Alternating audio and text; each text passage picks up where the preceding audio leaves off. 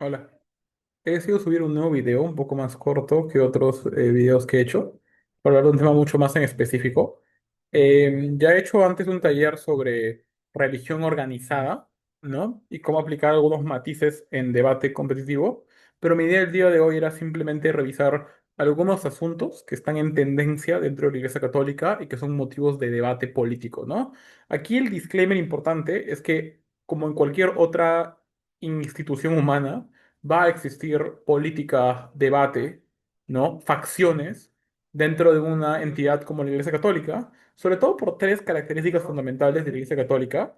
La primera es que es un ente con llegada mundial, internacional, es decir, es un ente muy grande con una serie de diferentes organismos vinculados, ¿no? A la Iglesia Católica, al Vaticano, y que tiene un abarcamiento, pues, enorme, ¿no? Literalmente hablamos de todo el mundo.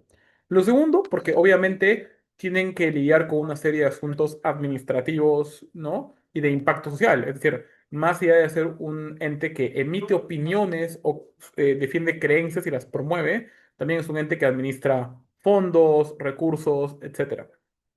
Pero en tercer lugar, porque hablamos de un ente con capacidad de dictaminar ciertos posicionamientos morales, ¿no? Y como hemos visto quizás en el taller, si alguien no lo ha visto, lo puede chequear luego, de matices dentro de la Iglesia Católica, cualquier entidad religiosa va a tener cierto grado de ambigüedad en sus creencias, porque así la religión funciona, y por tanto va a existir cierto debate razonable entre varias facciones. Entonces, con este preámbulo importante para explicar, digamos, por qué hablamos de política dentro de la Iglesia Católica, y siendo este el estudio de caso más importante en debate en español, porque es la institución religiosa a la que más nos referimos, vale la pena hacer este análisis un poco de las diferentes posturas.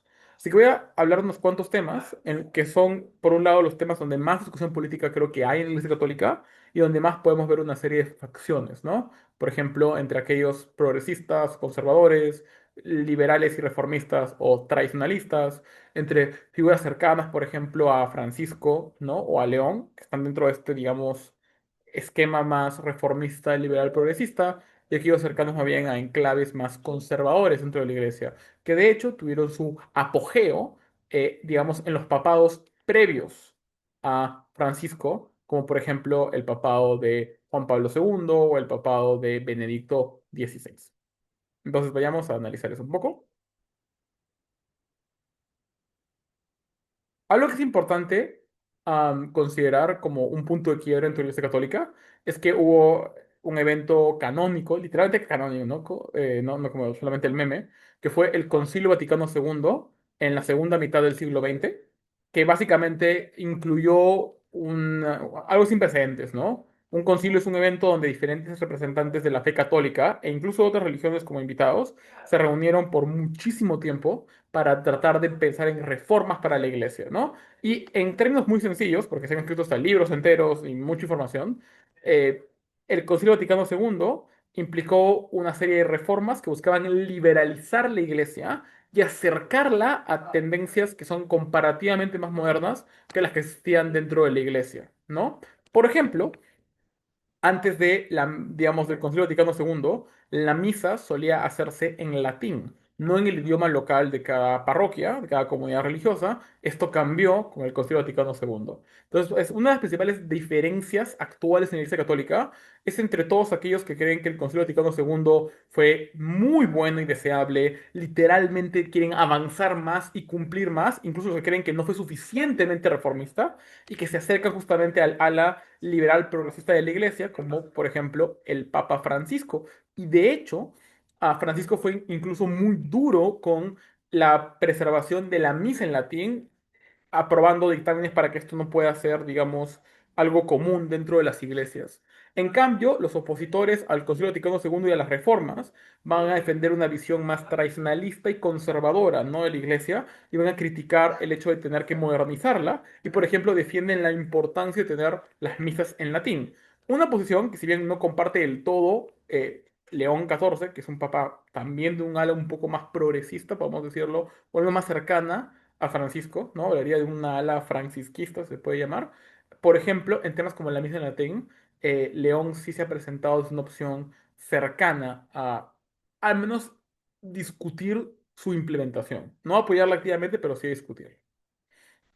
Otro tema que es importante entre la Iglesia Católica es, digamos, el rol de las mujeres, porque sabemos que en la Iglesia Católica no, las mujeres no pueden ser ordenadas como sacerdotes, ¿no? Hay sacerdotisas, ¿no? Y algo que es importante es que hay muy pocos ejemplos de líderes católicos influyentes que activamente pidan la inclusión total de la curia, en la curia, o sea, en la vida sacerdotal y en la vida, digamos, eclesiástica, a mujeres, ¿no? O sea, el sacerdocio femenino. Por ejemplo, el actual arzobispo de Luxemburgo es un gran defensor de esto, y de hecho, el argumento aquí es claro, ¿no? Hay un descenso del catolicismo en general, incluso en bastiones que antes eran muy católicos, como por ejemplo América Latina, y una forma de recuperarlo es activamente incluir a más mujeres, sobre todo en puestos justamente de poder espiritual. Esto es importante entonces porque no es una posición tan defendida y tan común y no se ha avanzado mucho, ¿no? En las reformas o en los espacios de diálogo digamos, mantuvo Francisco, no se vio una posición tan activa de Francisco por impulsar el sacerdocio femenino, de hecho, es una crítica que tuvo su papado. Aún así, de hecho, Francisco sí dio algunos pasos al incluir a mujeres en puestos muy altos de administración, ¿no? Como un primer paso, podríamos decirlo, de poder dentro del Vaticano. Pero muchas veces el argumento en contra de la inclusión no necesariamente habla de jerarquía de roles directos, o sea, no es el argumento es, los hombres tienen un acceso superior a la cristiandad, por tanto, o la espiritualidad, por tanto, deberían ser ellos ordenados sacerdotes. No, el argumento habla de simplemente que los roles por género son distintos, ¿no? Que en parte por seguir la figura no solamente de Jesucristo, sino de los apóstoles, etcétera, se sigue la tradición de que el hombre asuma este rol, digamos, del sacerdocio, mientras que la mujer asume otro tipo de roles, ¿no? Como por ejemplo a través de el hábito y tomar, ¿no? Las nupcias de monja, etcétera, u otro tipo de roles, ¿no? Otro punto importante de bifurcación, obviamente, está en asuntos de la comunidad LGBTQIA+. Algo que es bien interesante es que varios estudios sugieren que hay una población muy, in- no sé si la palabra es alta, pero sí significativa en términos, no sé, estadísticos, no es notoria la palabra, en términos estadísticos, de la cantidad de sacerdotes que tienen, por ejemplo, tendencias LGBTQIA+, pero no hay reformas activas, por ejemplo, para aceptar el matrimonio entre personas del mismo sexo, ¿no? Aunque algo que ya se ha hecho otra vez, ¿dónde está la tendencia progresista? Es en al menos bendecir a las parejas del mismo sexo, algo que impulsó Francisco, o cierto reconocimiento a las personas trans, ¿no? Otra vez Francisco sí generó apertura a estos dos actores. Entonces es importante, porque el progresismo o el conservadurismo, como lo vemos fuera de la iglesia, no aplica igual dentro de la iglesia, ¿ok? Ser progresista en el catolicismo y en el Vaticano no es lo mismo que un progresista en otro espacio, ¿ok? La forma en que se da, digamos, el péndulo político de la ventana de Overton es distinta y aquí es un ejemplo, ¿no? Aquí, digamos, la medida progresista no es, ok, vamos a defender activamente el matrimonio católico de personas del mismo sexo, no es, vamos a bendecir estas parejas y bendecir su unión, que es un paso, digamos, anterior. Eso sí, algo en lo que se sospecha que va a haber un poco más de diferencia o distancia, o al menos no va a haber un cambio más progresista, digamos, comparativamente a Francisco, es que el papado de León XIV sí insiste mucho en la importancia del modelo de la familia tradicional, y hay varios textos y opiniones de León XIV que critican algunas tendencias actuales, ¿no? Digamos, de familias no tradicionales o relaciones no tradicionales. Igual hay mucha expectativa porque en poco tiempo León XIV va a publicar una encíclica, o sea, uno de estos textos que un papa escribe hablando de temas sociales desde la visión de la iglesia, y vamos a ver un poco más su postura en varios asuntos, ¿no? Este podría ser uno de ellos. Es importante también el debate en cuanto a políticas de reproducción. Por ejemplo, ciertas tendencias conservadoras se oponen a la fertilidad in vitro y a otras tecnologías reproductivas, como por ejemplo digamos, la tecnología de edición genética. Y este tema fue muy impulsado y fue un tema de mucho debate durante el papado, la parte final del papado de Juan Pablo II, pero principalmente en el papado de Benedicto XVI, ¿no? Porque este era un momento en el que se creía que había cierta similitud entre las posturas neoconservadoras que, por ejemplo, gobernaban algunos lugares del mundo, principalmente Estados Unidos, con la administración Bush, y la postura conservadora que adoptaba el papado de Joseph Ratzinger, o sea, de Benedicto XVI, y en parte también de Juan Pablo II, ¿no? Ambos muy críticos, por ejemplo, a las tecnologías de reproducción como las tecnologías de edición genética. Pero algo interesante es que sobre todo con el papado de Francisco y probablemente parte de la tendencia de León, es que estos temas van a cobrar menos relevancia que otros asuntos que vamos a ver a continuidad, pero vale la pena otra vez centrar en cuál es la postura conservadora o la crítica principal de la Iglesia a estas tecnologías que ponen mucho en duda hasta qué punto pueden ser consideradas legítimas desde la moralidad católica. Uno de los temas que sí ha sido muy presente dentro de la iglesia es, digamos, cómo concebir el aborto. Y algo que sí es una tendencia general, y de hecho hay muy pocos ejemplos de líderes progresistas en la iglesia que piensen o digan algo directamente opuesto. El consenso generalizado, en verdad, es a oponerse al aborto, ¿no? Considerar el aborto un pecado. Y es bien difícil, creo que podría sugerir que avanzar, por ejemplo, digamos, quitar el concepto de la homosexualidad como un pecado o otro tipo de cosas es más fácil que considerar el aborto como un pecado. Una de las disputas importantes, más bien, está en cómo debe construirse pecado, ¿no? Porque, por ejemplo, para una tendencia más conservadora, es que el aborto es ese tipo de pecados tan graves que dificultan recibir el perdón de la iglesia y pueden llevar a un distanciamiento significativo entre quien aborta y la iglesia. Y la postura de Francisco fue una postura que insistía mucho en el perdón y la reconciliación a quienes abortaron y a, digamos, reducir estas distancias, estas barreras. Eso no implica, sin embargo, otra vez, dentro del eh, péndulo político de la Iglesia Católica, que el progresismo en el Vaticano o en espacios, digamos, institucionales sea al reconocimiento del aborto como una posibilidad, ¿no? Hay algunos actores, por ejemplo, están las católicas por el derecho a decidir, organizaciones, por ejemplo, que vinculan el aborto con la fe católica, pero no son una posición tan mainstream dentro de la iglesia. Por el contrario, por ejemplo, en Estados Unidos, una gran cantidad de cardenales apoyó activamente la derogación del Roe v. Wade, que antes consideraba el aborto como un derecho federal en Estados Unidos. Hoy día ya no es un derecho federal, es un derecho que depende de cada estado. El divorcio también es importante porque puede ser considerado un causal de excomunión dentro de la iglesia, ¿no? O sea, ya no ser parte de la comunidad religiosa, ¿no? Y sobre todo, por mucho tiempo se defendía la idea de que las personas que habían sido divorciadas no podían recibir la comunión, que es un ritual fundamental dentro de la iglesia católica. Francisco, otra vez, en el péndulo que tenemos de esta ventana de Overton, permitió que las personas divorciadas pudiesen acceder al sacramento de la Eucaristía, ¿no? Y de hecho aquí otra vez la postura del divorcio se enmarca dentro de esta concepción de la familia tradicional, ¿no? O sea, digamos que hay una, o sea, más allá de los argumentos teológicos que uno puede encontrar para oponerse a algunos de estos asuntos, tanto, por ejemplo, la disputa en cuanto a políticas de reproducción o al divorcio parte de una mirada muy concreta enmarcada dentro de la moralidad católica sobre cómo debe ser la familia tradicional y sobre la importancia de preservarla lo más que se pueda, ¿no? Ahora, algo que es importante es hablar de las tendencias progresistas, sobre todo en enfoques económicos y sociales.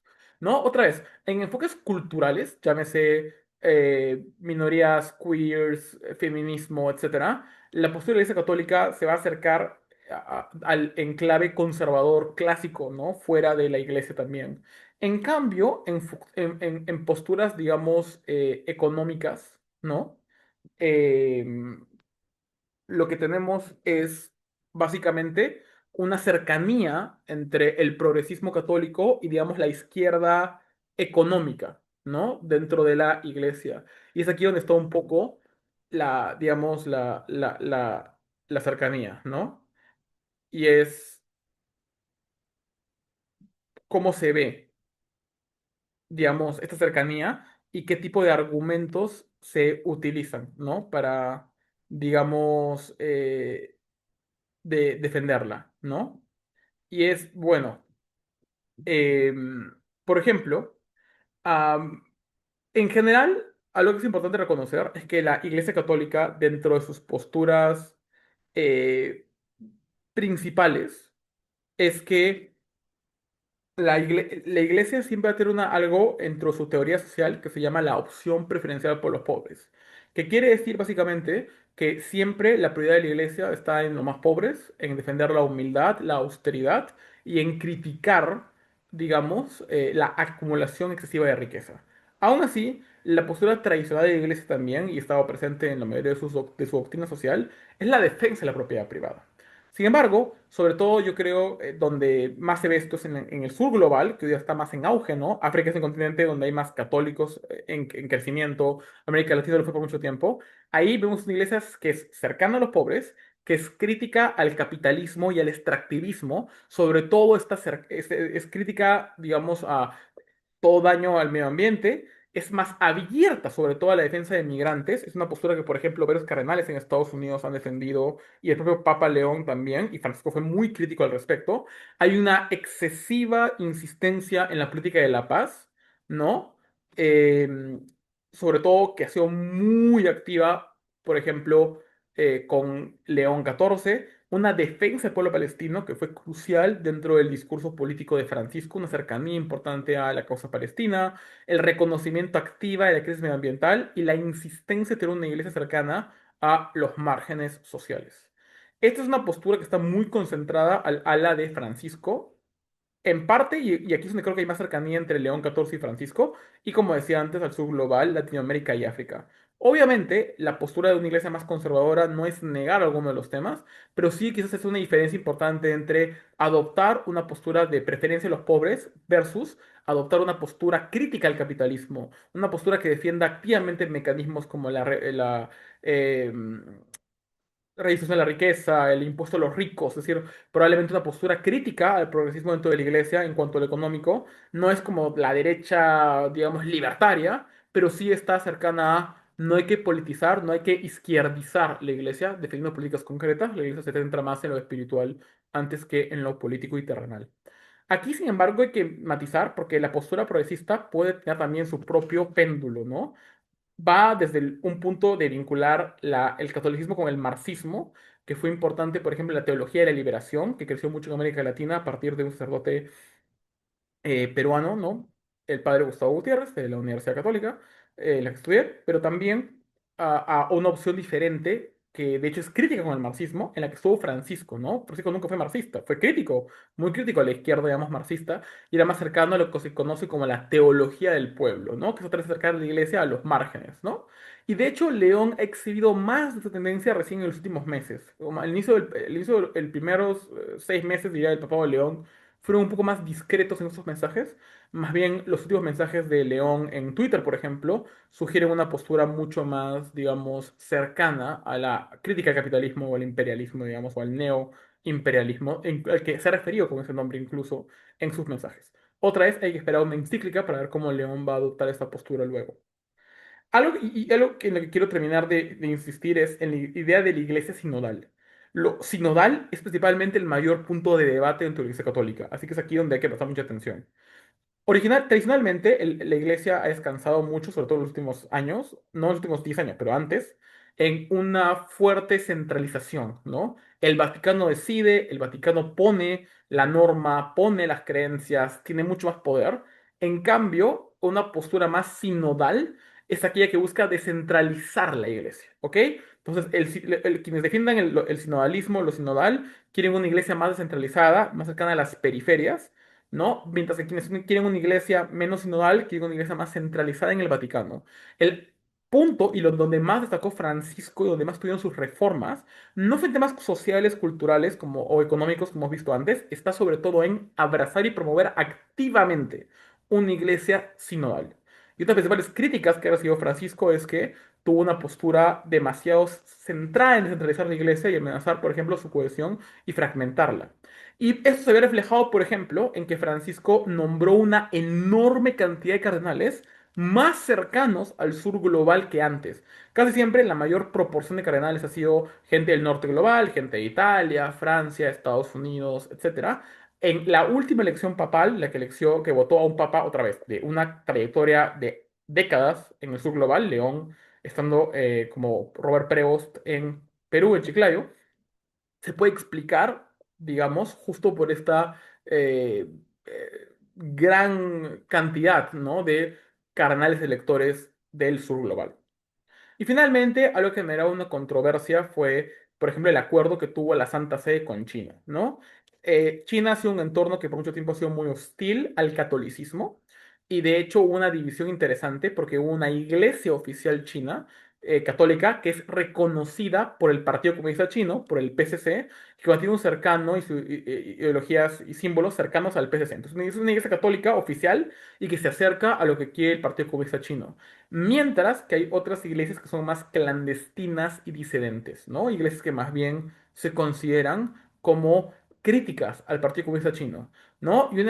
Y digamos, algo que fue muy controversial en el papado de Francisco y apoyado sobre todo por quien era, digamos, su suerte de secretario de Estado, o sea, el encargado de todos los asuntos internacionales, fue Pietro Parolin, que fue por mucho tiempo considerado el sucesor de Francisco.